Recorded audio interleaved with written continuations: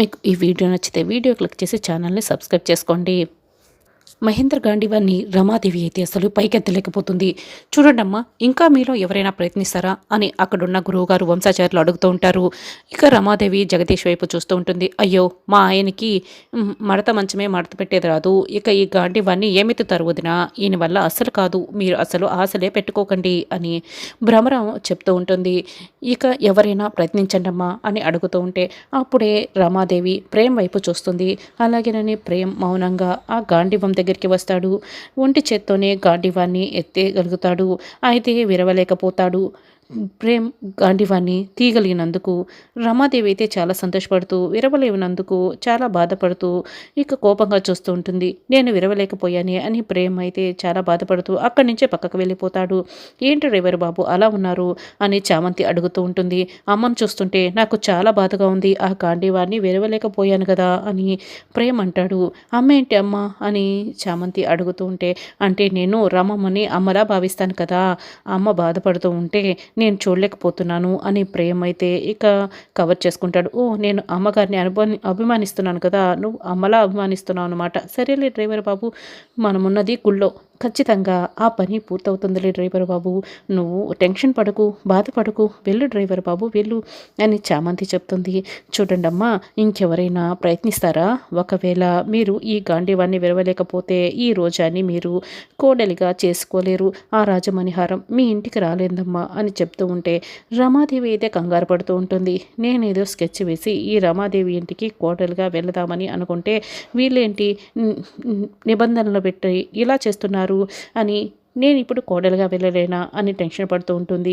ఇక చిట్టి చామంతి ఇద్దరు మాట్లాడుకుంటూ ఉంటారు. ఏంటి చామంతి బాధపడుతున్నావు అని అడుగుతూ ఉంటే, అమ్మగారు బాధపడుతుంటే నేను చూడలేకపోతున్నాను, ఆ గాంధీవాన్ని ఎవరు కూడా విరవలేకపోతున్నారు అని చెప్తూ ఉంటే, చూడు ఆ గాంధీవాన్ని నేను స్కాన్ చేసేసాను, అది ఎలా విరవాలో నాకు తెలుసు అని చెప్తూ ఉంటే, అవునా నువ్వు స్కాన్ చేసావా, నీకు తెలుసా, అది ఎలాగో నాకు చెప్పవా ప్లీజ్ అని చామంతి అడుగుతూ ఉంటుంది.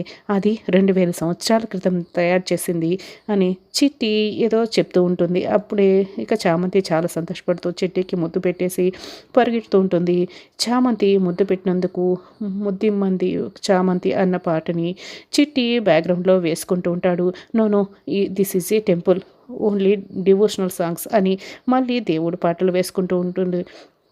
చూడండమ్మా, అయితే ఈ రోజా మీ ఇంటికి యువరాణి కాలేదు, కోడలు కాలేదు అని చెప్తూ ఉంటే ఇక అప్పుడే చామంతి వచ్చి నేను ఈ గాంధీవాన్ని విరవటానికి ప్రయత్నించచ్చా అని అడుగుతూ ఉంటుంది.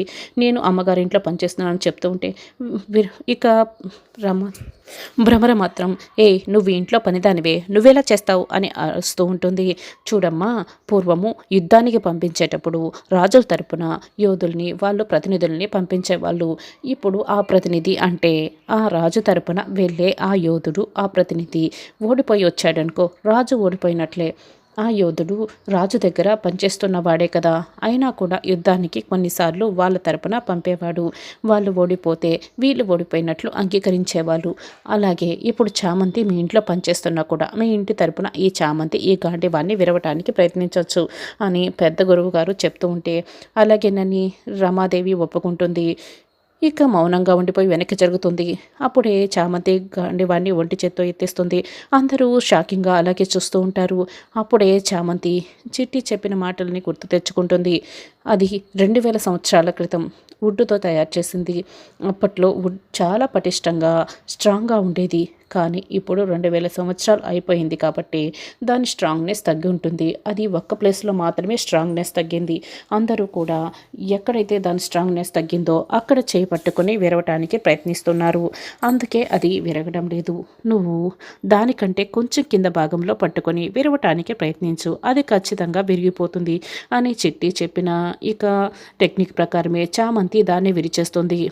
గాంధీవాన్ విరిగిపోయిందని అందరూ అయితే చాలా సంతోషపడుతూ షాకింగ్గా చూస్తూ ఉంటారు. రమాదేవి అయితే పట్టరాని సంతోషంతో ఉబ్బి తబ్బిబ్బైపోతుంది. చామంతి వైపే చాలా సంతోషంగా ప్రేమగా చూస్తూ ఉంటుంది. అది విరిగినందుకు చామంతి కూడా చాలా సంతోషపడుతూ ఉంటుంది. అమ్మ, మీరు ఈ 3వ పరీక్షలో కూడా నెగ్గిపోయారు అని వంశాచార్యులు చెప్తూ ఉంటే రమాదేవి అయితే రాజమణిహారం నాకు సొంతం అయిపోతుంది, ఈ రోజా నా ఇంటికి కోడలిగా ఆ రాజమణిహారాన్ని తీసుకొచ్చేస్తుంది అని చాలా సంతోషపడుతూ ఉంటుంది.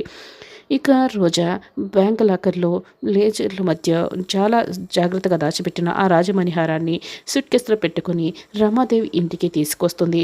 అప్పుడే చామంతి రోజా దగ్గరికి వస్తుంది. ఏంటే, నా దగ్గర ఉన్న రాజమణిహారాన్ని ఏదో విధంగా నీ దగ్గరికి తీసేసుకుందాం, కొట్టేద్దామని అనుకుంటున్నావేమో. ఇది ఈ సూట్ కేసులో చాలా భద్రంగా దాచిపెట్టాను. నేను నీ సొంతం కార్యమని నేను దీన్ని తీసుకొని అరుణ్ణి పెళ్లి చేసుకొని ఈ ఇంట్లో కోడలుగా అడుగు పెట్టేస్తాను, వెళ్ళవే వెళ్ళు అని రోజా చామంతిని తిడుతూ ఉంటుంది. అక్క, నువ్వు తప్పు చేస్తున్నావు అక్క, అవి పెద్ద తప్పక్క అది అని చామంతి ఏం చెప్తున్నా రోజా అయితే వినిపించుకోదు. వెళ్ళవే అని గదిలో నుంచి బయటకు తోసేస్తుంది. అర్ధరాత్రి అయిన తర్వాత రోజా గదిలో నిద్రపోతూ ఉంటుంది. సూట్ కేసులో పక్కనున్న ఒక కబోర్డ్లో దాచిపెట్టి నిద్రపోతూ ఉంటుంది. అప్పుడే చామంతి ఇక శబ్దం రాకుండా ఆ సూట్ కేసు దగ్గరికి వచ్చి సూట్ కేసుని పట్టుకొని వెళ్తూ ఉంటుంది. అప్పుడే సౌండ్ అవుతుంది. ఇక రోజా నిద్రలేచి చూస్తుంది. చామంతి రాజమణి హారం ఉన్న సూట్ కేసుని పట్టుకు వెళ్తూ ఉండటంతో ఆగవే అంటూ గట్టిగా అరుస్తుంది. అయ్యో, అక్క చూసేసిందే అని చామంతి కంగారు పడుతూ ఉంటుంది.